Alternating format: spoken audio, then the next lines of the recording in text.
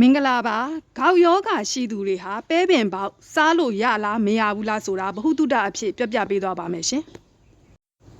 ယူရစ်အက်ဆစ်များသူခေါက်ယောဂရှိသူတွေမှာပြူရင်းများတဲ့အစားအစာတွေကိုရှောင်ရပါမယ်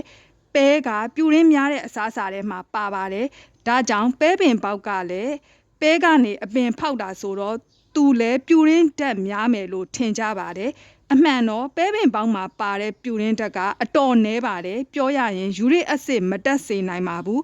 အကယ်၍စိတ်မချဘူးဆိုရင်လည်းပဲပင်ပေါက်ထိပ်ဖြားအပိုင်းကိုခြွေစားခြင်းစားလို့ရပါတယ်လို့ပညာရှင်တချို့ကဆိုပါတယ်ဒါတောင်စိတ်မချသေးရင်တော့မချက်ခင်ရေနွေးဖြောချပါပြီးမှကြော်ပါချက်ပါအစိမ့်မစားတာကတော့ပိုကောင်းပါတယ်တော်သင့်ယုံသာစားပါ